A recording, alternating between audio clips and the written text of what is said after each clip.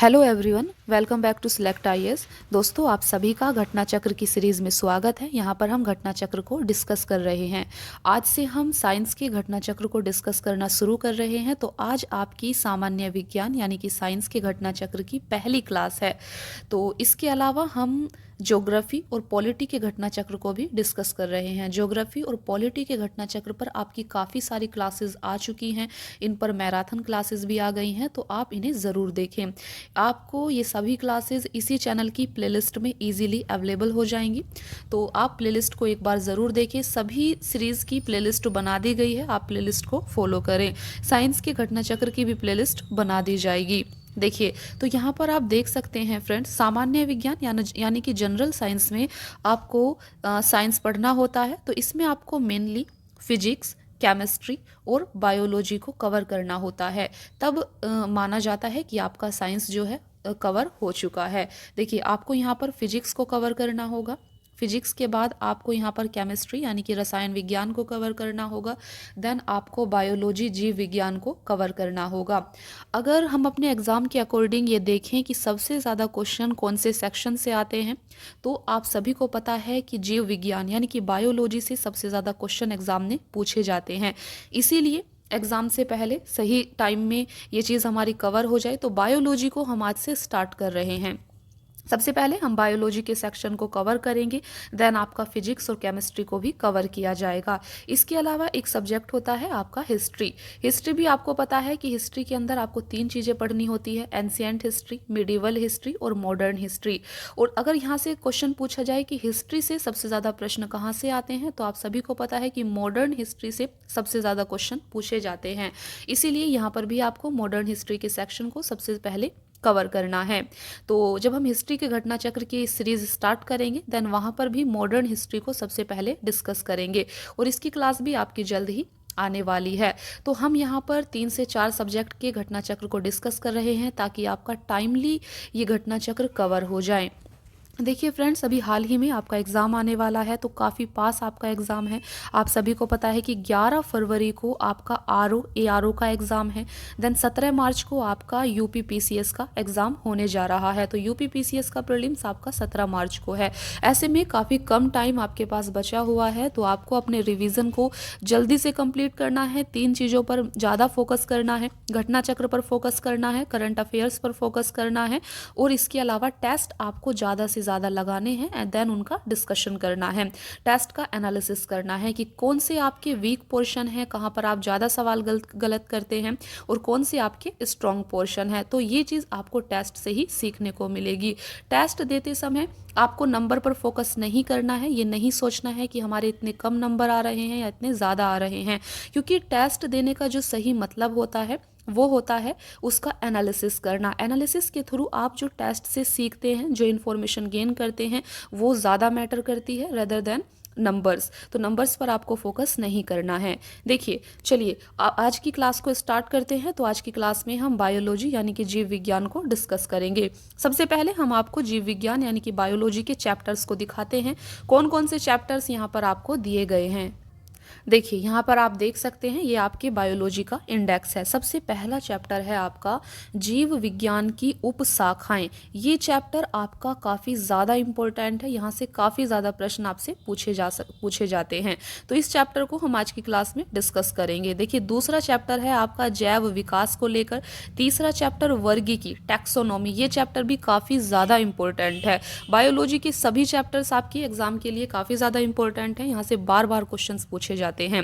Fourth chapter आपका कोशिका का है। पांचवा चैप्टर आनुवंशिकता। छठा चैप्टर जैव उर्वरक। इसके बाद सातवां जो होगा वो मानव शारीरिकी और क्रिया विज्ञान। यहाँ पर आपका कंकाल तंत्र, पाचन तंत्र, विटामिन एवं पोषण, श्वसन तंत्र, उत्सर्जन तंत्र, यानी कि सारे चैप्टर्स आपके यहाँ पर कंप्लीट हो जाएंगे जो भी मानव शरीर से रिलेटेड होते हैं। देन आपका आठवां चैप्टर होगा पादप कार्य की, यानी कि जो बॉटनी है, यानी कि जो प्लांट्स होते हैं उनसे रिलेटेड सभी जो कॉन्सेप्ट्स हैं वो आपके यहाँ पर अच्छे से कवर हो जाएंगे।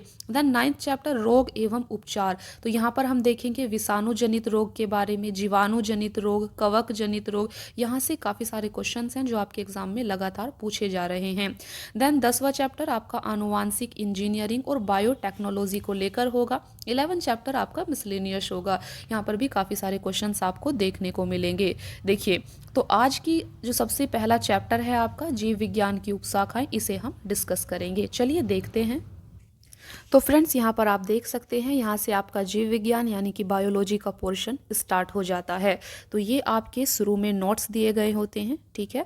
इसके बाद जो आपके प्रीवियस ईयर के क्वेश्चंस स्टार्ट होते हैं, तो प्रीवियस ईयर के क्वेश्चंस के थ्रू ही हम अपना रिवीजन करने वाले हैं, चीज़ों को लर्न करने वाले हैं, और जो भी मोस्ट इंपॉर्टेंट चीज़ होगी उन्हें आपको अच्छे से लर्न करना है और सीखना है।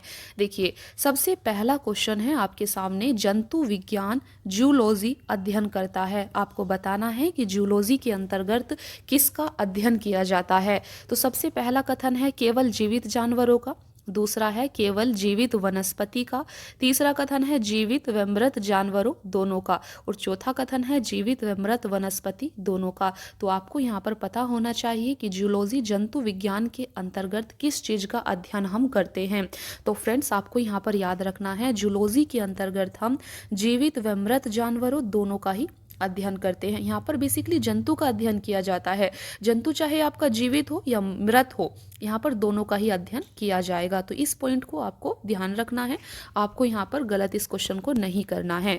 देखिए, इसको थोड़ा सा और देखते हैं। तो यहाँ पर आप देख सकते हैं कि जंतु विज्ञान के अंतर्गत जीवित एवं मृत जानवरों का विस्तृत अध्ययन किया जाता है। जंतु विज्ञान जीव विज्ञान बायोलॉजी की एक प्रमुख शाखा है, जिसके जनक यानी कि फादर अरस्तु को माना जाता है। तो आपने देखा, जूलॉजी बायोलॉजी की एक ब्रांच है, बायोलॉजी की एक ब्रांच है आपकी जूलॉजी, जिसके अंतर्गत जीवित और मृत जानवरों का अध्ययन किया जाता है। और जूलॉजी के जनक यहाँ पर आप देख सकते हैं अरस्तु को माना जाता है। तो इसके फादर कौन है? अरस्तु। इस पॉइंट को भी आपको नोट कर लेना है। दूसरा क्वेश्चन है आपके सामने, आपको दो सूची यहाँ पर दी गई हैं, आपको इनका मिलान करना है। एक तरफ पक्षी, वंशागति, पर्यावरण और जीवाश्म आपको बताना है, और दूसरी तरफ उनका डोमेन दिया गया है, किसके अंतर्गत इनका अध्ययन किया जाता है। देखिए, एक तरफ आपको लिखा हुआ है पैलियो बायोलॉजी, तो पेलियो बायोलॉजी के अंतर्गत किसका अध्ययन किया जाता है, ये आप तभी बता पाएंगे जब आपने इन्हें याद किया होगा। ये काफ़ी इंपॉर्टेंट टर्म है, यहाँ से क्वेश्चन 100% आपसे पूछा जाता है। दूसरा है इकोलॉजी, तीसरा है ऑर्निथोलॉजी, ऑर्निथोलॉजी, और फोर्थ है आपका जेनेटिक्स। आपको बताना है किसके अंतर्गत किसका अध्ययन किया जाता है। देखिए, जब आपको कुछ भी ना पता हो सकता है कि इन चारों में से आपको सिर्फ दो आ रहे हों, तो उसके बेसिस पर क्वेश्चन को कैसे सॉल्व करते हैं, ये चीज़ भी आपको सीखनी है। फ्रेंड्स, आप सभी को पता है, आपने जेनेटिक्स के बारे में सुना होगा। जेनेटिक्स क्या होता है? जेनेटिक्स आपका किससे मिलान करेगा? आप सभी को पता है वंशागति। तो जेनेटिक्स आपका वंशागति से मिलेगा, क्योंकि यहाँ पर जीन की बात की जाती है, किस प्रकार पेरेंट्स से गुण अपने बच्चों में जाते हैं। तो यहाँ पर कहीं ना कहीं जो जेनेटिक्स है वो आपका वंशागति से रिलेटेड है, ये आप सभी को पता होगा।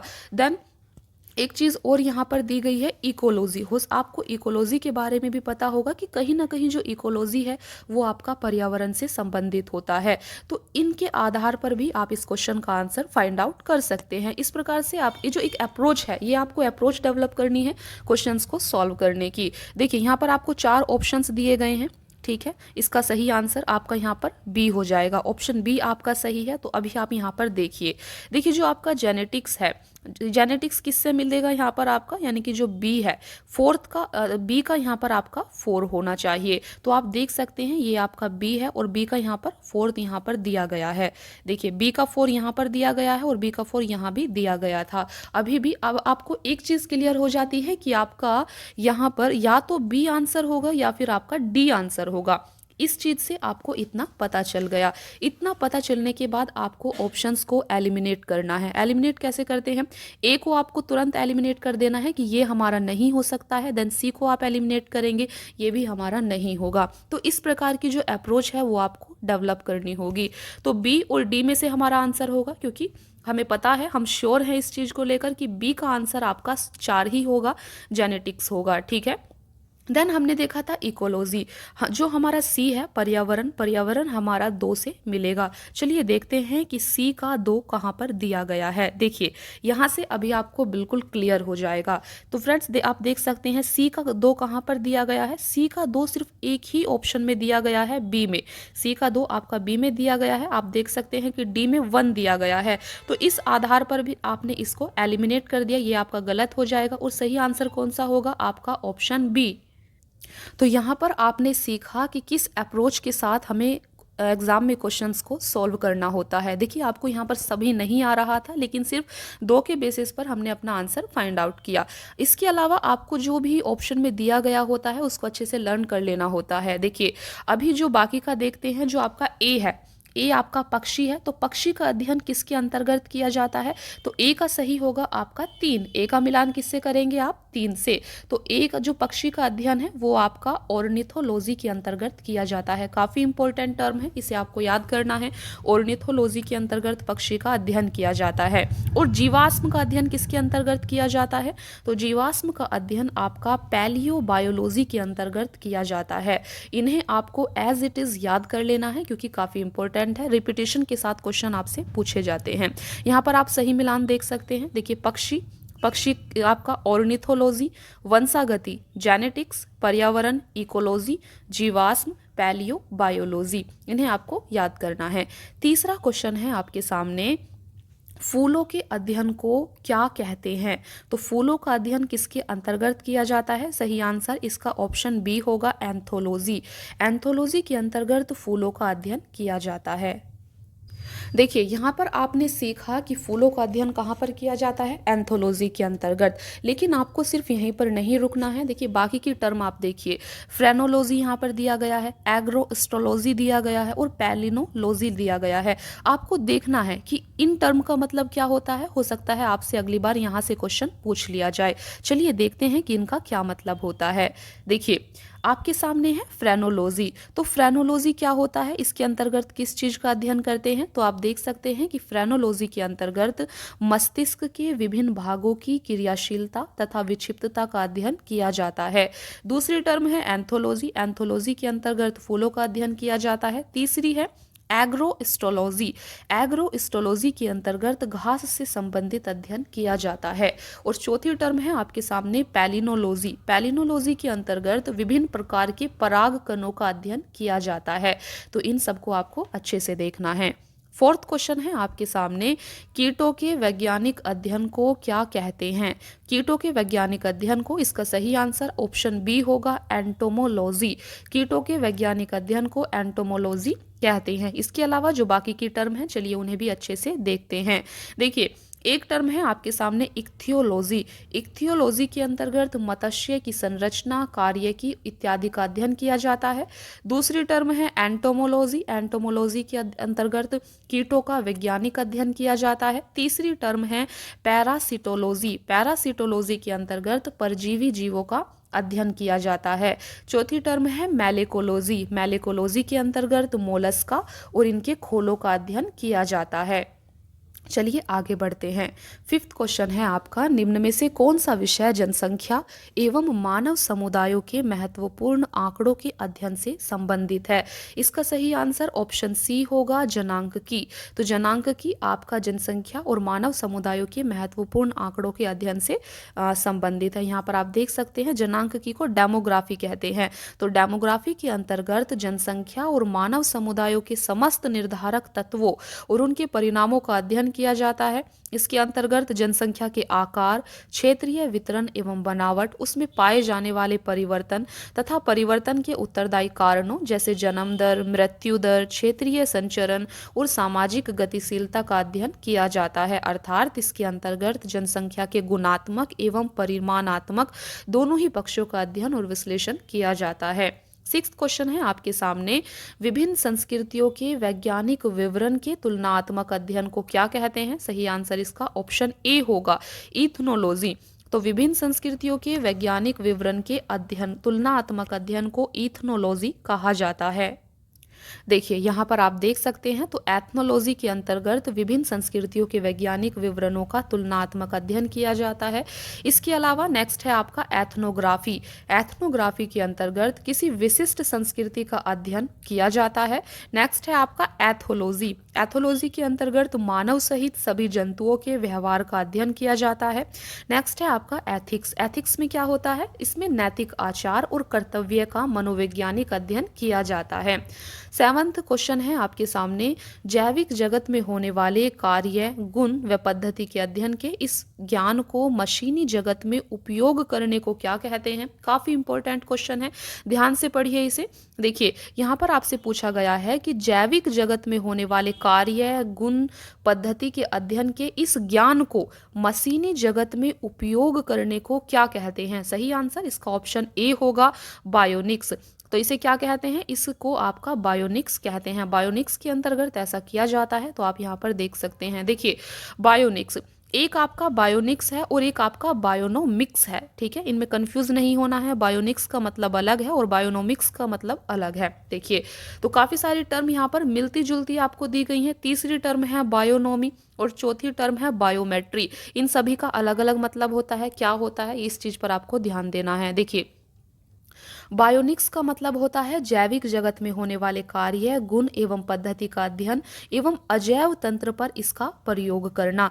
बायोनोमिक्स का मतलब होता है जीवधारियों का उनके वातावरण के साथ संबंध का अध्ययन करना। तीसरी है बायोनोमी। बायोनोमी के अंतर्गत जीवन के नियमों, लॉज ऑफ लाइफ का अध्ययन किया जाता है। चौथा है बायोमेट्री। बायोमेट्री के अंतर्गत गणित एवं सांख्यिकी की तकनीकों द्वारा जीव विज्ञान का अध्ययन किया जाता है।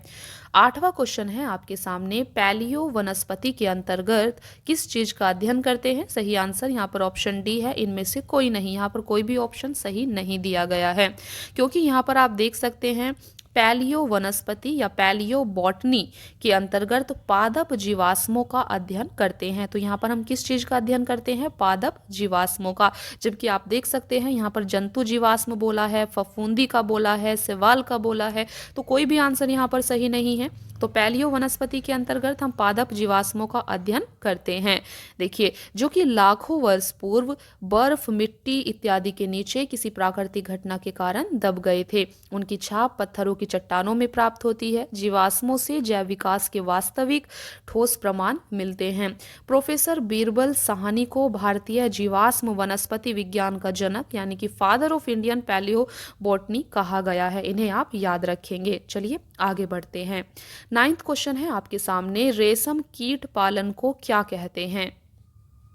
तो रेशम कीट पालन का को क्या कहते हैं। सही आंसर इसका ऑप्शन सी है, सेरीकल्चर। सेरीकल्चर के अंतर्गत हम रेशम कीट पालन करते हैं। चलिए इसको आगे डिटेल में देखते हैं। देखिए यहाँ पर आपको काफ़ी सारे चीज़ें दी गई हैं। सबसे पहला है एपीकल्चर।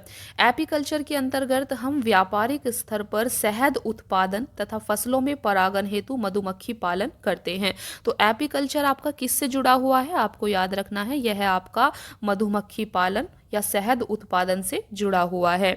दूसरा है आपका हॉर्टिकल्चर। हॉर्टिकल्चर के अंतर्गत पुष्प एवं फल देने वाले पौधों का अध्ययन किया जाता है। नेक्स्ट है आपका सेरीकल्चर। सेरीकल्चर के अंतर्गत हम कच्चे रेशम के उत्पादन हेतु रेशम कीट का पालन करते हैं। तो यह आपका रेशम कीट के पालन से जुड़ा हुआ है, सेरीकल्चर। नेक्स्ट है आपका फ्लोरिकल्चर। फ्लोरिकल्चर के अंतर्गत सजावट के लिए काम आने वाले पुष्पों का अध्ययन किया जाता है। चलिए आगे बढ़ते हैं। नेक्स्ट क्वेश्चन है आपका, मधुमक्खी का उपयोग किया जाता है। तो आप सभी को पता है कि मधुमक्खी का उपयोग हम एपीकल्चर में करते हैं। 11th क्वेश्चन है आपका, यहाँ पर खेती और खेती का नामकरण दिया गया है। देखिए बार बार ये क्वेश्चन आपसे रिपीटेशन के साथ पूछे जा रहे हैं, इसीलिए आपको इन्हें अच्छे से याद करना है। देखिए एक तरफ है फूलों की खेती, इसका यहाँ पर आपको बताना है कि कौन सा सही सुमेलित नहीं है, यानी कि यहाँ पर आपको गलत पहचानना है। तो यहाँ पर जो गलत ऑप्शन है वो आपका ऑप्शन सी है, सब्जियों की खेती क्या हॉर्टिकल्चर के अंतर्गत की जाती है। एक प्रकार से ये सही है, लेकिन सही पूरी तरीके से ये सही नहीं है। क्यों? क्योंकि हॉर्टिकल्चर के अंतर्गत हम काफ़ी सारी चीज़ों की खेती करते हैं। यहाँ पर सब्जियों की खेती करते हैं, फलों की खेती करते हैं। अभी आपको इसके बारे में डिटेल में बताएंगे। देखिए सबसे पहले आप समझिए कि ये आपका जो यहाँ पर गलत दिया गया है। हॉर्टिकल्चर के अंतर्गत हम सिर्फ सब्जियों की खेती नहीं करते हैं, बाकी के ऑप्शन यहाँ पर सही हैं। आप देख सकते हैं फ्लोरिकल्चर के अंतर्गत फूलों की खेती होती है, एग्रोनॉमी के अंतर्गत फसलों की खेती होती है और पोमोलॉजी के अंतर्गत फलों की खेती की जाती है। अभी देखिए कि ये गलत क्यों था। तो यहाँ पर आप देख सकते हैं हॉर्टिकल्चर यानी बागवानी कृषि की एक विशेष पद्धति है। इसके तहत फलों की कृषि यानी कि पोमोलॉजी, सब्जियों की कृषि ओलेरीकल्चर तथा फूलों की कृषि फ्लोरिकल्चर आती है। यानी कि हॉर्टिकल्चर के अंतर्गत आपका फलों की कृषि, सब्जियों की कृषि और फूलों की कृषि तीनों आएंगे, सिर्फ फलों की कृषि नहीं आएगी। इसीलिए वो आपका वहां पर गलत था, क्योंकि यह एक विशिष्ट पद्धति है। देखिए नेक्स्ट यहाँ पर बाकी सब हमने देखा कि क्या सब था। चलिए आगे बढ़ते हैं। 12वां क्वेश्चन है आपका, सब्जी के लिए काम आने वाले पौधों के अध्ययन को क्या कहते हैं। इसका सही आंसर होगा ऑप्शन डी, ओलेरीकल्चर। तो इसे आपको ध्यान रखना है। 13वां क्वेश्चन है आपका, निम्नलिखित युग्मों में कौन सुमेलित नहीं है। तो यहाँ पर भी आपको गलत पहचानना है। सही आंसर ऑप्शन सी होगा, पिसीकल्चर, लाख का कीड़ा। ये आपका गलत दिया गया है, बाकी सभी सही है। देखिए एपीकल्चर, शहद की मक्खी यानी कि शहद का उत्पादन। सेरीकल्चर, सिल्क वर्म से जुड़ेगा। हॉर्टिकल्चर यहाँ पर फूल से जुड़ा हुआ है। आप देख सकते हैं पिसीकल्चर आपका मछली पालन से संबंधित है, इसीलिए ये आपका यहाँ पर गलत दिया गया है। 14 क्वेश्चन है आपके सामने, निम्न में से कौन सी जोड़ी सुमेलित है। तो आप देख सकते हैं कौन सी जोड़ी सुमेलित है। सबसे पहला है आपके सामने लेक्सिकोग्राफी। तो लेक्सिकोग्राफी के अंतर्गत शब्दकोश का संकलन किया जाता है।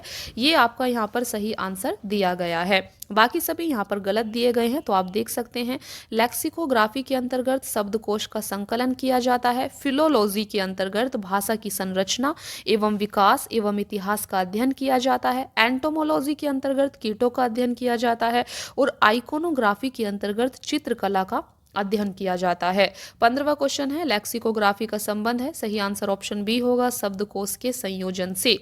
16वां क्वेश्चन है आपके सामने 16 क्वेश्चन, विटिकल्चर। विटिकल्चर के द्वारा निम्न में से कौन एक उत्पादित होता है। सही आंसर ऑप्शन डी है, अंगूर। तो विटिकल्चर आपका अंगूर के उत्पादन से जुड़ा हुआ है, इसे आपको जरूर याद रखना है। देखिए विटिकल्चर अंगूरों के उत्पादन और उनके अध्ययन से संबंधित विज्ञान की शाखा है।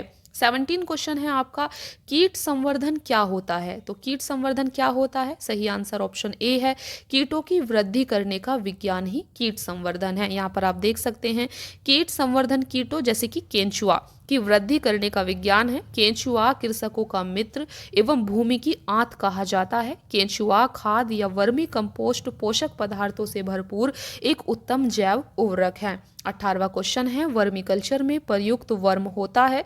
सही आंसर ऑप्शन डी है, अर्थवर्म। देखिए वर्मी कंपोस्ट को वर्मीकल्चर या केंचुआ पालन भी कहते हैं। केंचुओं के मल से तैयार खाद ही वर्मी कंपोस्ट कहलाता है। 19वां क्वेश्चन है, ये काफी इंपॉर्टेंट क्वेश्चन है, इसे आप स्टार लगाइए। जेरेंटोलॉजी निम्न में से किसके अध्ययन से संबंधित है। सही आंसर ऑप्शन डी होगा, वृद्ध। तो वृद्धों का जो अध्ययन किया जाता है वो आपका जेरेंटोलॉजी में किया जाता है। देखिए जेरेंटोलॉजी जीव विज्ञान की एक उपशाखा है जिसका संबंध वृद्ध व्यक्तियों से है। वृद्धावस्था में मांसपेशियां शिथिल हो जाती हैं तथा शरीर के अंग भी युवा अवस्था की तरह कार्य नहीं कर पाते। आज के वैज्ञानिक इस बात का पता लगाने का प्रयत्न कर रहे हैं कि मनुष्य में बुढ़ापा या जीर्णता लाने के लिए शरीर के कौन कौन से क्रियात्मक परिवर्तन उत्तरदायी होते हैं। 20 क्वेश्चन है आपके सामने, जेनेटिक्स निम्न में से किसका अध्ययन है। सही आंसर ऑप्शन डी होगा, आनुवंशिकता और विचरण। तो जेनेटिक्स के अंतर्गत हम आनुवंशिकता का अध्ययन करते हैं। देखिए जेनेटिक्स या आनुवंशिकी जीव विज्ञान की वह शाखा है जिसके अंतर्गत जीवधारियों के आनुवंशिक लक्षणों और इनकी वंशागति व विचरण का अध्ययन किया जाता है। तो फ्रेंड्स आज की वीडियो में काफ़ी सारी चीज़ें हमने सीखी हैं, काफ़ी कुछ लर्न किया है। तो देखिए बहुत छोटी सी क्लास में हमने काफ़ी कुछ अच्छे से, काफ़ी कंटेंट आपका यहाँ पर रिच है, तो काफ़ी अच्छे से चीज़ों को हमने समझा है, याद किया है।